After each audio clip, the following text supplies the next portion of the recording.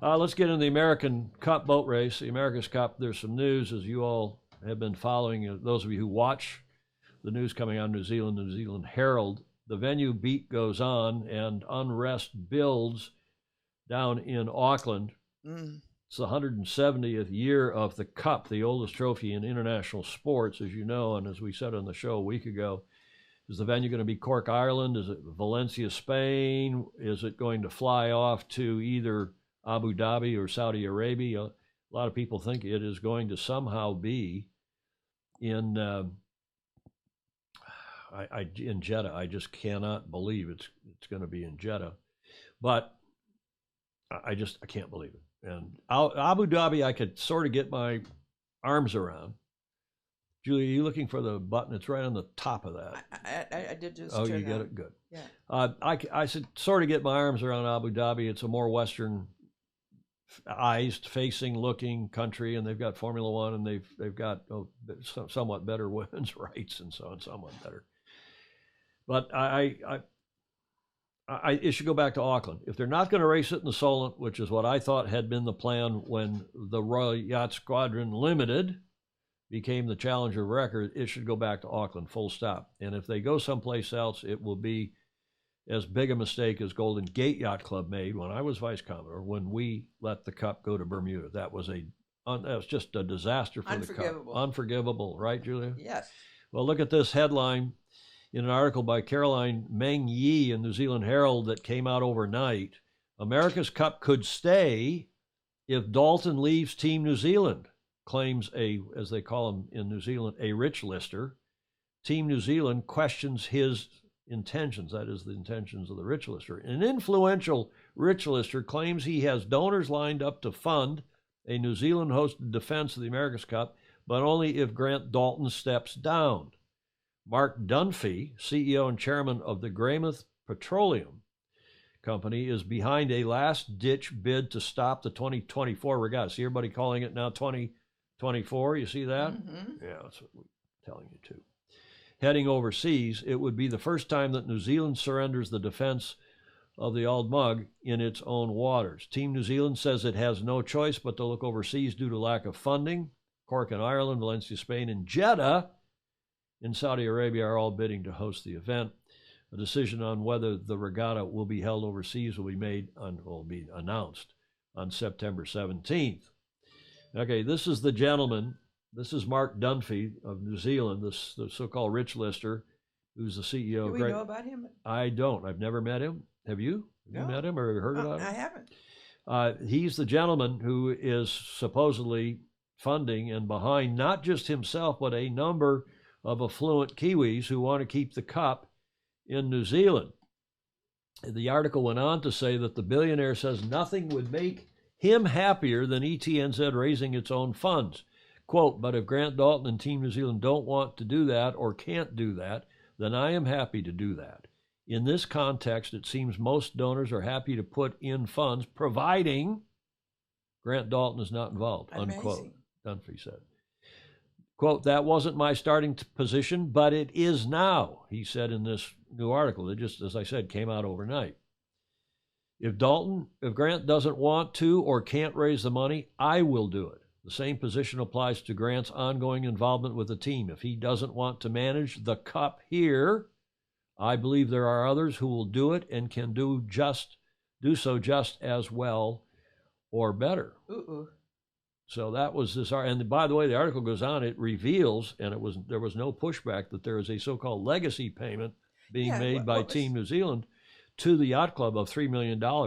That just what some people are saying. It's the team just saying to the yacht club, "Hey, keep your mouth shut. Let us do this thing, and we'll pay you $3 million." Some would call that a bribe. Some would call it a legacy payment. Some people would just say it's what the club deserves for being the. So I'm not going to characterize it. But this is this gentleman, this billionaire, Mark Dunphy. Now I'm going to tell you some one-hearses. Is that the right? Is that the plural? One-hearses? I'm going to hear you some multiple one-hears about what's going on down there. The first having to do with the Royal New Zealand Yacht Squadron. Multiple New Zealand sources tell me that the trustee, the Royal New Zealand Yacht Squadron, is not covering itself in glory. that they have accepted a fake yacht club as the deed challenger of record. It's a 2 shilling, he's saying the Royal Yacht Squadron Racing is a 2 shilling company. They, and these are lawyers and senior serious affluent people are coming together down there. That the issue is likely to head to New Zealand courts. Oh, Not sad. just the courts in New York, but the New Zealand courts. Yeah. Julia. Oh, I hate to see that happen. Because of, well, trustee issues and also because of some money that's moving around. No excuse for a 2 shilling company after CNEV and the New York court ruling. CNEV being, as we told you, the Club Nautico Español de Vela, which was the fake yacht club that Alinghi SNG had as their challenger record after they won in 2007. Royal New Zealand has been a competitor since 1993 and a party to past court actions over fake yacht clubs. Royal New Zealand is relying on Team New Zealand's legal advisor, my old friend, Russell Green, for legal advice, so one hears. Royal New Zealand delegated everything to Team New Zealand, and I have a copy of that agreement, by the way. Yeah. Home defense is a no-brainer. That is defending in New Zealand, supported by New Zealand authorities, competitors, local money, and RNZ members. They're all too scared to take on Dalton. They all need to man up. Big trouble coming. Royal New Zealand needs to fight to right the ship before it sinks. Julia? I think it's a bit harsh, but they Royal New Zealand should take charge of whatever's going Royal on. New Zealand should take charge. But we know that Golden Gate Yacht Club let Larry and Russell take it to Bermuda. Yep. And there was only one person objecting them, I know. I can say, from inside those board meetings. Who left? Who then left, and a lot of good that objection did. Yeah. Okay, so now here's some one here's, if that's the word, about Team New Zealand. Are they broke? Is that why they have to go offshore? They can't raise any more money. They can't do a repeat of AC-36. They need offshore hosting dollars, because the word is, as we told you a week ago, is that they're going to take the money, the hosting fee, to run the team, and then use just a little bit of it to run the event. Team New Zealand is reneging on the Prada sponsorship deal to have naming rights in AC-37. There are legal actions taking place. One hears. Yes. Remember, Prada had a first right of negotiation, Yes. maybe first right of refusal for AC-37 Yes. in New Zealand. So don't count out action from Prada, and they have been very quiet. In fact, when they're so quiet, you wonder what's really going on behind the scenes. So these are a series of one here's. Has TNZ repaid Bertelli, that is Patrizio Bertelli, after all the money he kicked into the 2017 campaign in Bermuda? Their backer, Denora, Matteo Denora, who is the Monegaskis from Monaco, the Italian billionaire, quote, team principal is not good for more money. Team New Zealand owes him tens of millions on-demand loans. Well, is it on-demand loans, or does he actually own the team or own a good chunk of the team? One doesn't know, but one hears there could be on-demand loans for the money he has already given him. Remember Sir Stephen Tyndall, who was trumpeting right after they won the Cup back in March. He was trumpeting what a great event they would have in New Zealand AC-37 when they could put COVID behind them. And he has now left the organization and on his own. Oh, well, I got business to run. But Sir Stephen Tyndall is a big deal, and he is no longer in the TNZ camp. Emirates sponsorship, one hears, is in tatters with legal actions over money and performance. Performance. Yeah, meaning sponsor performance, fulfillment of the sponsor, or so one hears. I wouldn't, again, I'm not going to stake my life. I probably wouldn't even stake the ranch on this, but these are things that I'm hearing from reliable sources, multiple sources. Lots of questions. From around the world. Why conduct an offshore defense away from your home club and fan base? And don't forget what happened to Golden Gate Yacht Club / Oracle Racing. Here's Larry Ellison with his billions, the strength of Oracle Team USA after winning here in 13, the big come from behind, and essentially the same team go to Bermuda and lose.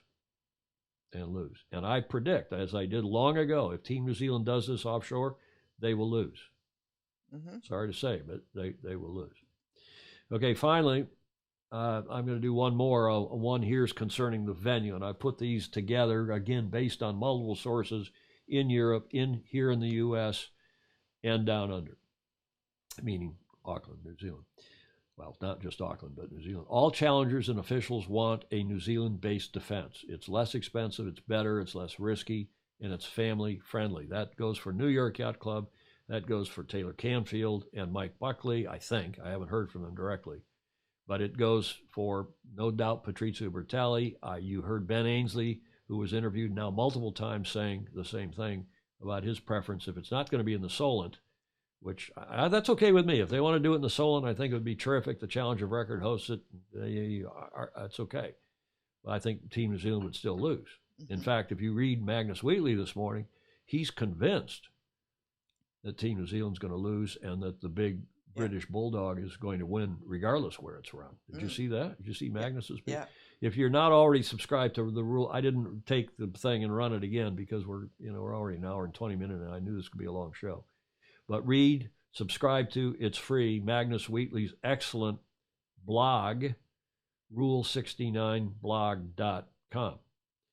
So a little more here. Ineos, Prada, and American Magic have investments in Auckland, meaning their team bases and so on. NZ COVID risks are far less than in other venues. Well, that's debatable. I keep hearing people argue that, but you saw what we heard at the top of the show. If everybody's going to get COVID, if that's what the experts are now saying in the last 3 days, as John Campbell, right, and as we heard from Andrew McIrvin, who hinted at that last week when he was on the show, then that changes everything. Jeddah sponsor it's a sponsor nightmare. Yes. Can you imagine being a sponsor and going to Saudi Arabia essentially on the 20-year anniversary of 9/11? And then say, we're going to run the next cup there with all the human rights and other problems, but they got a lot of money. So if you're following the money, yeah, and that's not what the cup should be about. The cup should be about dignity and grace and so on. Team personnel are very unhappy about going to Jeddah. Yes, we hear that repeatedly. Legal challenge far more likely with Jeddah as the venue. Cork is unpopular with the Irish voters. Only 20% support it, or so I'm hearing from people in Ireland, from friends in Europe and Ireland. So those are my one here's about the AC37 venue options. It's a sticky wicket. Yes. I mean, if they go to Jeddah, seriously, that is shut down all of it. That is Crutonic, Julia. Crutonic ain't the word. No. Okay.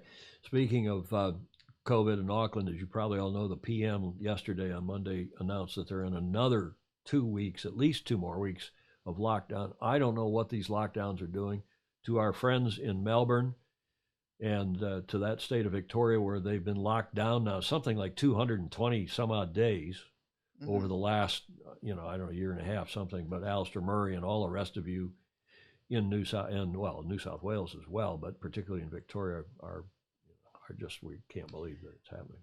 With the newest news, though, I wonder if lockdowns are necessary or do anything at all. Well, you have to wonder. I mean, they've been locked down so hard, and it hasn't said you haven't been able to stop it in New Zealand. No, it delays it maybe. Yeah, it's pretty clear that it brings the level down. And well, it may delay hospitalizations and a whole lot of people, but it's as a lot of our friends here are saying. But after vax, you'll still get it, but it'll be a lot less. Well, you want to be vaxxed. I don't think there's anything that I'm seeing, and Andrew, I'm relying on Andrew McIrvin, right? Yeah. Andrew is saying yes, go get the vax, and if we have to get a booster shot, but let's don't make this into the COVID show. Let's keep talking about the America's Cup. Right. Auckland is locked down for at least 2 more weeks. I think the idea, there was a term of art somebody used here, one of our FOSA used, the idea of being COVID zero, of trying to keep COVID out of a country or out of an island or out of, a state is, it's all nigh impossible. Especially now, we haven't even talked about the next variants.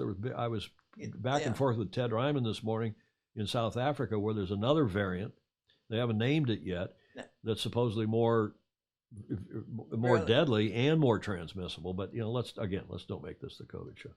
Auckland's locked down. We're sorry you all are locked down. I hope this thing doesn't go to the New York Supreme Court, as we said a week ago. but this thing is headed for court unless they come to their senses in Auckland between the squadron and the team and say, okay, you know what? And maybe this is all a negotiating ploy by Mr. Dalton, who's very smart, who has, after all, won the cup and then defended it. Yes. And Royal New Zealand Yacht Squadron is the first club to have won it, lost it, and then won it back. No club's done that, including New York. So I hope it doesn't go to 60 Center Street. I've been in that movie twice. It was won both those cases. Was on the winning side, and it was no fun for anybody, including and especially expensive. And expensive, and nobody wishes that on anybody.